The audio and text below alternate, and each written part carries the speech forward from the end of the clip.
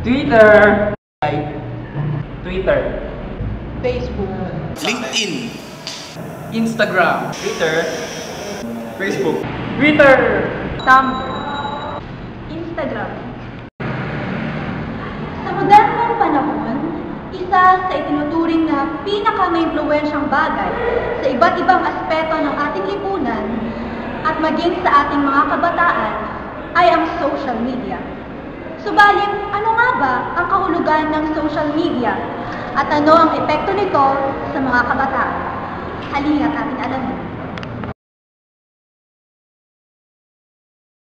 For me, social media is a social net. Kaya ng Facebook, Twitter, Instagram, lahat ng mga popular social networking sites, yun yung nagagamit natin para sa mas mabilis na komunikasyon, faster communication compared to nakaraan, yung mga dati natin way of communication, napakabago. Unlike ngayon, internet connection na kailangan mo, napakadali mo na makapag-communicate. Kaya mo sabihin hello, kahit nasa Pilipinas ka or nasa ibang bansa ka gamit ang internet at social media. Napaka-powerful ng social media kasi pag-share natin ng ideas, information, experiences, napakadali na lang gamit nga yung social media. And for me, social media is a tool for communication, a faster way for us to communicate. Ang social media para sa akin, ito yung isang mga websites kung saan pwede tayo mag-communicate through internet doon sa mga friends natin, sa mga parents natin, kung saan makakatulong sa atin, mas mapapadali natin pag-communicate sa isa't isa. Ang social media ay ang paraan kung madali tayong makakonekta sa mga tao sa iba't ibang panig ng mundo sa pamamagitan ng paggamit ng mga electronic gadgets. Dito sa Pilipinas, higit 30% ng kabuuang populasyon ang gumagamit ng internet, partikular na ng Facebook. Ayon sa statistics, 35% ng kabuuang populasyon ang may access sa social media at gumugugol sila ng 4 na oras sa paggamit nito. Ang pinakapopular na social site ay ang Facebook na mayroong halos 100%, sumunod ang Twitter, Google+, Instagram, at LinkedIn.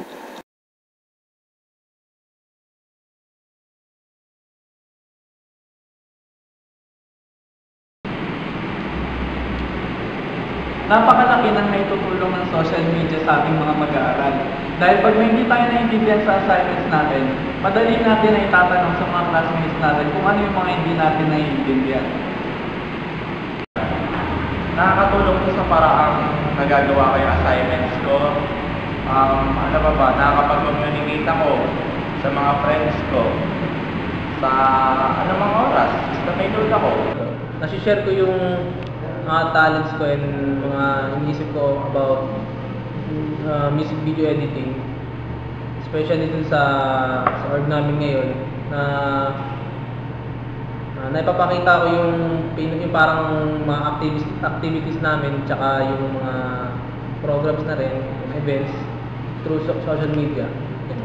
Ang advantage na ganun sa social media is talaga yung communication. Bakit? Kasi yung communication importante sa atin eh. Kung sa kalulangan tayong sarili cellphone, pwede na tayo pumunta sa computeran, kumuha tayo sa FB account para mabigyan natin ng communication yung mga friends natin at sa mga kamag-anak natin. Bilang estudyante, yung advantage nito para sa akin, madali ko nakakausap yung mga classmates ko, kahit malalayo kami. Tapos nakausap ko yung crush ko, kaso disadvantage naman nito, pag napasobra, nakapuyat ako, yun, nakaka-stress minsan. Para sa inyo, importante ba na magkaroon ng access sa social media ang mga estudyante at bakit? Importante rin sa mga estudyante kasi unang-una, yung mga estudyante, doon sila kumukuha ng mga impormasyon na dapat nilang malaman. For example, meron silang, halimbawa sa school, bibigyan sila ng assignment.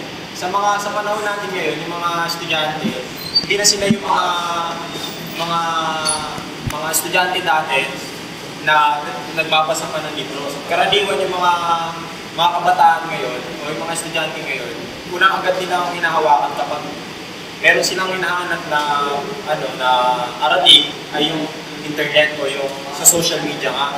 So importante yung magkaroon sila ng access doon. Una-una, yun nga, about sa pag-research nila ng mga dapat nilang malaman. Pangalawa, kailangan na yung mga account ngayon sa internet.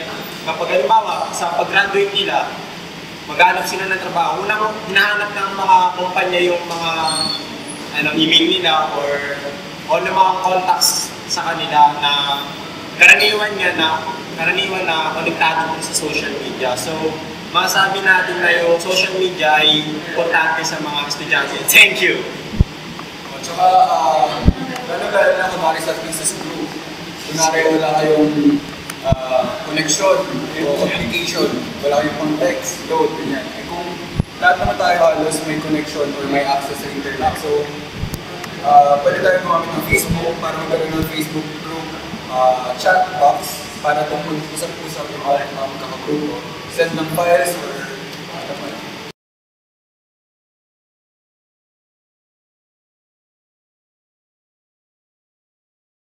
Meron bang masamang epekto sa iyo ang paggamit ng social media? Meron din. Depende rin sa paggamit mo sa social media.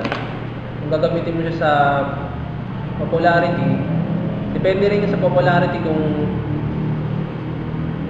magpapadala ka doon sa mga comment ng iba na masasama, gano'n. Kaya kung magiging humble ka lang sa mga comment nila sa mga ginawa mo, hindi depende yun sa sa mga nag-post tsaka nag-share nung kunyari sa video, picture, mga status.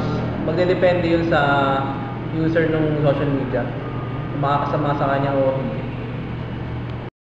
Tulad nga, yung social media, meron siyang advantage tulad ng mga sinabi namin kanina. So, meron din siyang disadvantage. Una-una, sa paggamit ng social media, nagiging tamad na yung mga estudyante sa paghahanap ng mga assignments nila, parang bumabase na lang sila kung ano yung nakasulat doon. Tulad nga na sinabi niya, copy-paste na lang. For example, may pinapa-research yung isang teacher, na-copy-paste niya na lang. Ang disadvantage doon is, pakopyahin niya na lang mismo yung kung ano man yung nakasulat doon sa may specific na website. Hindi niya na binabasa kung hindi niya na iniintindi kung ano ba talaga yung gustong iparating nung article na kinuha na niya. Pangalawa, for example sa Facebook, yung mga estudyante ngayon, pwede na tayo mag-add ng kahit hindi naman talaga natin personal kilala. For example, nakita mo maganda na or parang nakikita mo sa school, pwede add na sa friend mo. Pero in person, di naman talaga kayo magkaibigan. So, ano doon, dumadami na yung mga stalkers. Oo, yung mga stalkers na parang Jasmine. Ay, joke lang. Hindi nga, yun nga. Yung mga estudyante ngayon, parang yung yung pag-approach nila sa tao, parang pakikihalubilo nila nababawasan na kasi nga parang halubilo na nasabi sila sa kapwa nila through yung social media nga, through chat or yun nga. Pero kapag nakita naman sila sa personal, parang wala lang, hindi sila nagpapansinan. So ayun yung masamang or disadvantage ng social media. Pangatlo, yung social media, pwede tayong makakita ng mga dapat hindi natin makita. Yun nga, mga rated SPG. So, di ba nga? Sa mga bata ngayon. No, lalo na sa mga bata. Karaniwan, kahit mga 5 years old na 6 years old, gumagamit na ng internet. So, paano kung halimbawa naklik nila yung mga hindi naman dapat buksan, hindi nakita nila yun. So, ayun nga yung masamang effect. Isa yun sa mga masamang effect ng mga social media.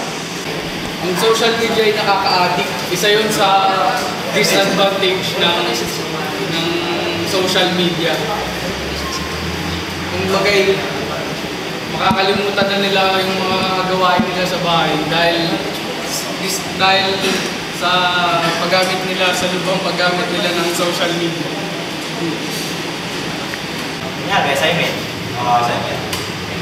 Ang gagawin ng ibang estudyante kasi, copy-paste lang. Kukuha na isang article sa internet or kukuha na isang document na parang ang nila yung idea or yung mismong nakasulat doon ay kukopyahin lang nila at yun ang gagawin nilang para maging assignment nila. Pangalawa, maaari lang din kasi nilang abusuhin ng social media.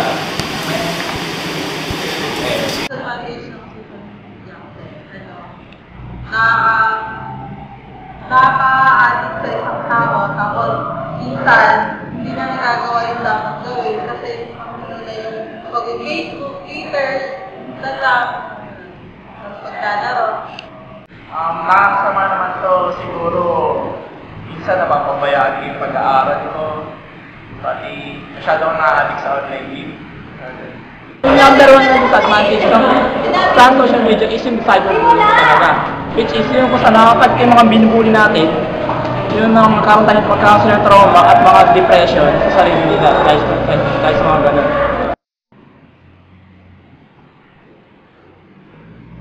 Sa kabila namang banda, may mga disadvantages sila ng social media. Gaya ko, isang online gamer. Madali ko sila natatrash talk dahil hindi ako natatakot kasi hindi ko sila nakikita. Kaya natututo rin ako ng mga bad words. For me, disadvantage sa social media, kapag ikaw ay na-engage sa negative part ng social media. Ang tao kasi, mas pinapansin nila yung negative kaysa sa mga positibong comment. I mean, kapag ikaw kasi nag-post na sa positive, good news, konti lang pumapansin yan. Pero kapag about negative, paninira ng isang tao, chismis ganyan, mapapansin mo mas maraming tumatangkilik.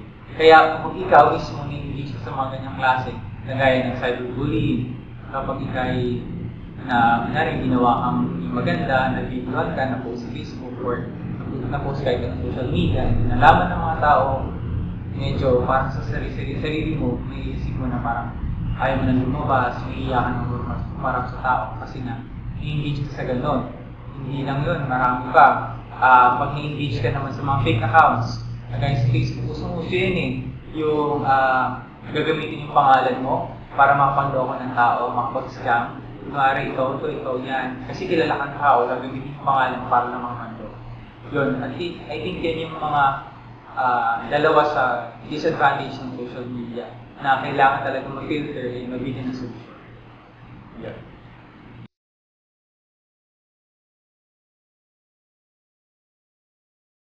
Tamang paggamit ng social media is titingnan mo kung tama ba yung sinasabi mo. Kahit sabihin natin na hindi tama yung huwag naman tayo agad magbibitiw ng mga bagay-bagay na hindi nararapat. Responsibleng paggamit, moderation, think before you do.